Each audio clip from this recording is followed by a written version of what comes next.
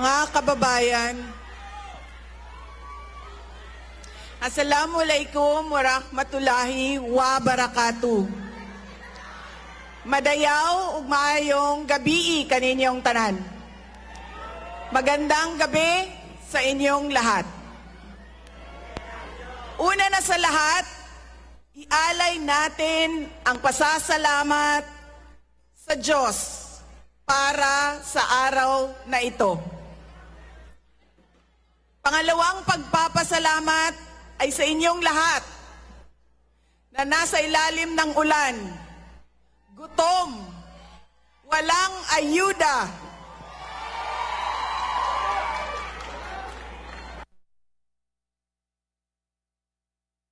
hindi pumasok sa trabaho. Ngunit ibinigay ninyo ang panahon para sa aming lahat ngayong gabi. Maraming salamat sa inyo. Ang susunod na pagpapasalamat ay sa PDP dahil binigyan nila ako ng pagkakataon sa rally nila ngayon. Maraming salamat sa inyo.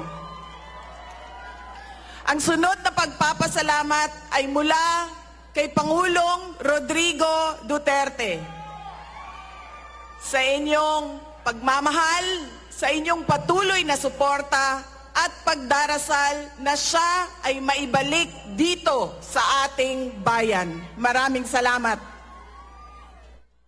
Ang susunod na pagpapasalamat ay mula sa akin, sa patuloy ninyo na suporta sa akin at sa aking mga kasamahan sa opisina ng Pangalawang Pangulo. Maraming salamat.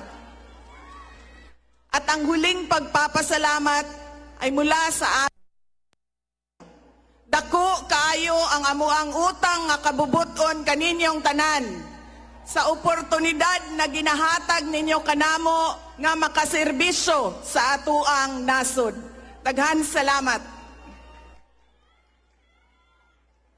Ang pwesto na kinatatayuan ko ay hindi para sa akin.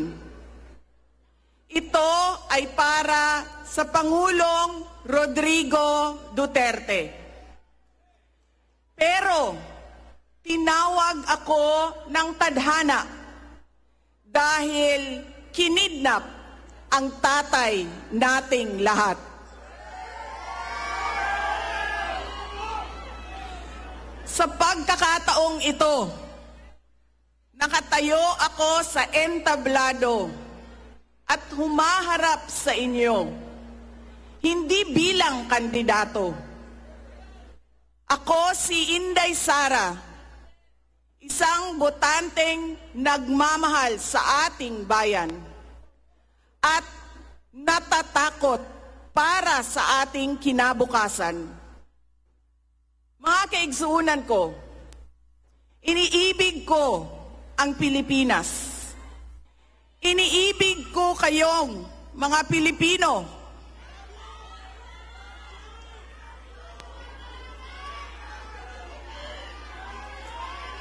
I love you too.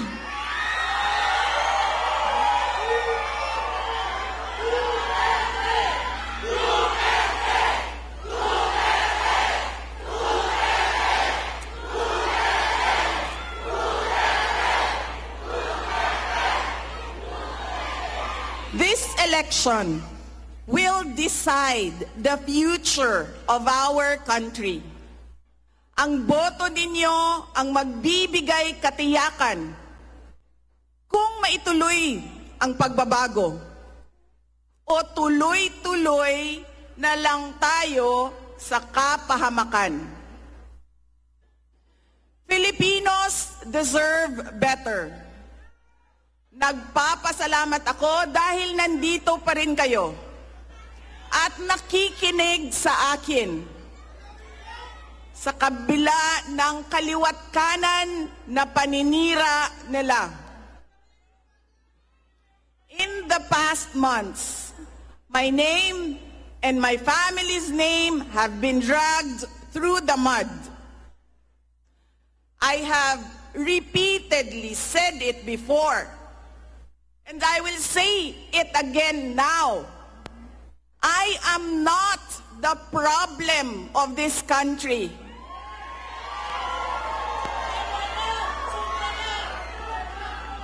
Hindi ako ang problema ng Pilipinas.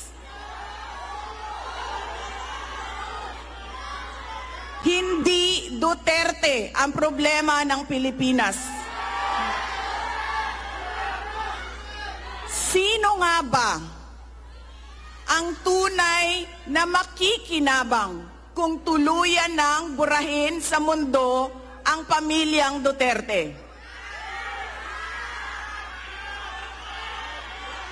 Hindi ang mga Pilipino. Lalo nang hindi makikinabang ang mga biktima sa krimen, mga walang trabaho, mga naghihirap, o maging ang mga nagugutom. What we are witnessing is a systematic demolition job against political opponents that once dared to put the country first, even if it meant going against the most powerful interests in our homeland. Sa kasamaang palad, iniluklok natin ang isang leader na walang kakayahang maintindihan ang tunay na kalagayan ng mga Pilipino.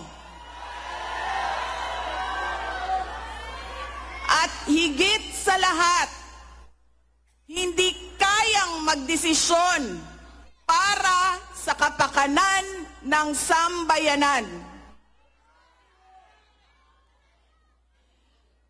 Pinagbabayaran natin ngayon ang pagpili ng maling leader. Nakikita natin ang lantaran at walang pakundangang paglabag sa ating saligang batas. Pinamumunuan din tayo ngayon ng isang taong patuloy pa ring tumatanggi, sumailalim sa isang pampublikong hair follicle drug test.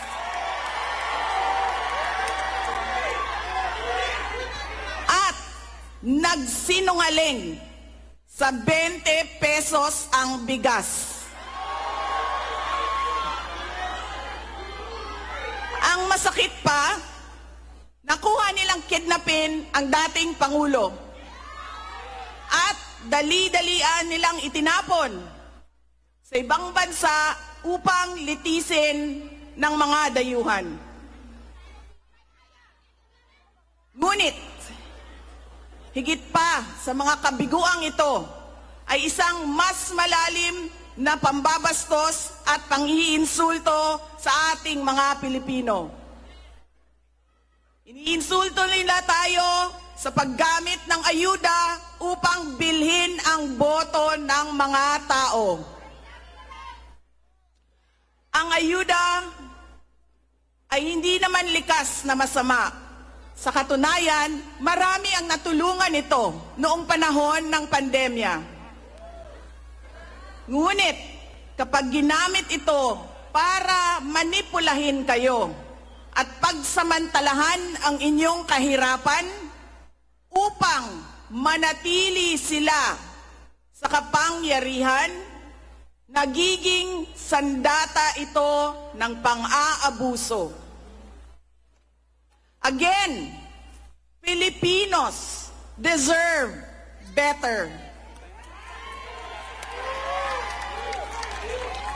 We must return to long-term, concrete programs, not short-term dole-outs that are being abused by those in power.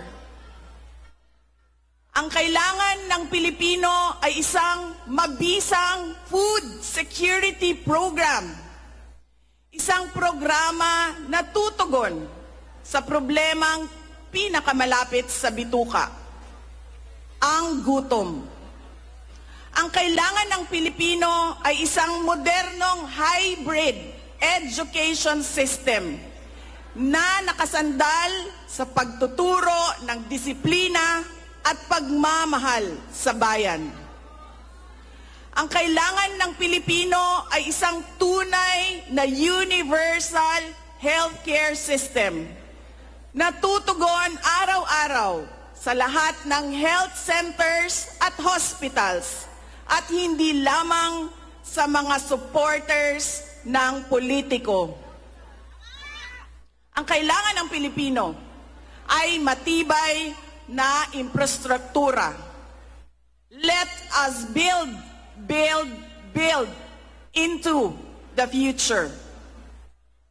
Ang kailangan ng Pilipino ay oportunidad sa hanap buhay at trabaho dito sa loob ng ating bayan.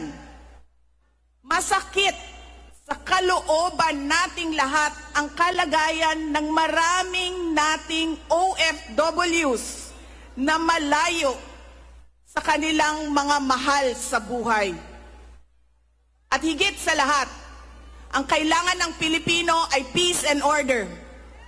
Kailangan nating ganap na puksain ang kriminalidad, illegal na droga, terorismo at insurgency sa pamamagitan ng makatotohanang non-partisan Philippine National Police na suportado ng ating sandatahang lakas.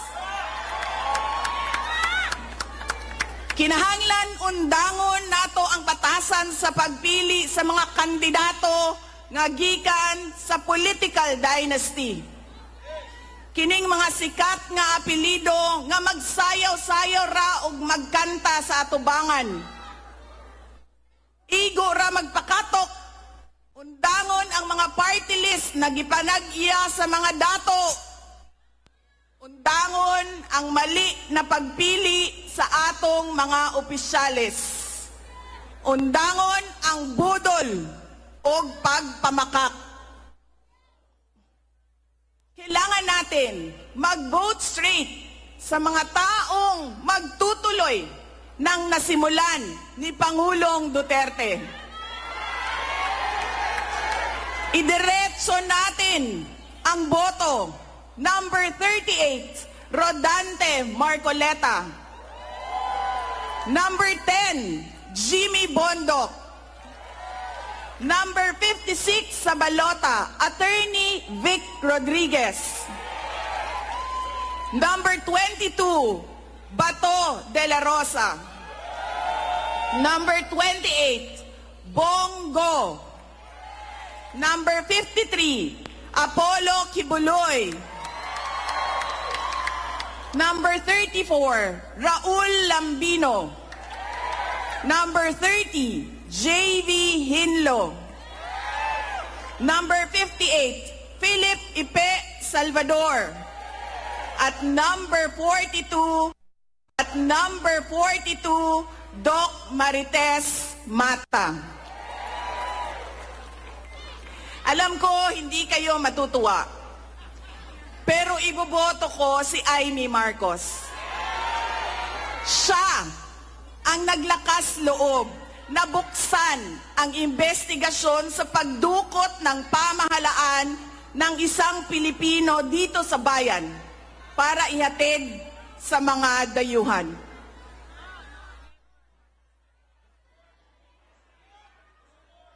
Iboboto ko rin si Camille Villar dahil sa kanyang karanasan bilang mambabatas sa House of Representatives na makakatulong sa isang tunay na pagbabago sa Senado. Hindi ako mapapagod na sabihin ito. We Filipinos deserve better. Tunay na kapayapaan at kaunlaran na hindi lamang para sa iilang politiko at mayayaman. Kaya sa May 12, kailangan natin maging mapagmatyag. May mga ulat at bulong-bulungan na may mga kumikilos na sa iba't ibang parte ng ating bansa.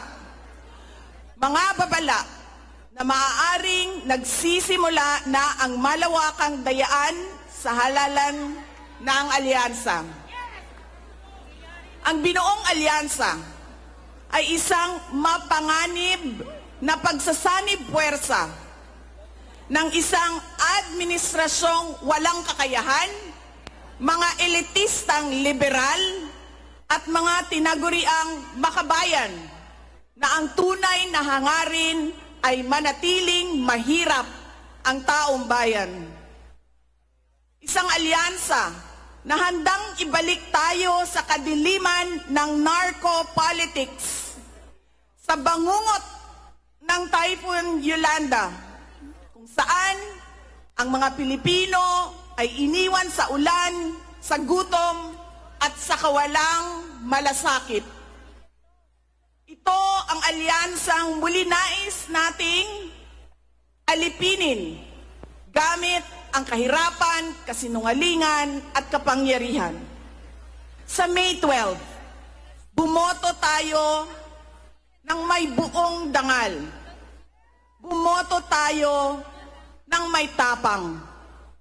Let us show the world that no amount of vote buying or cheating can suppress the fury burning in our hearts. Time and again, you have heard me say, God save the Philippines. Ngayong Lunes, bumoto tayo ng diretso. And let us all save the Philippines. Ako si Inday Sara Duterte, isang botante. Syukran.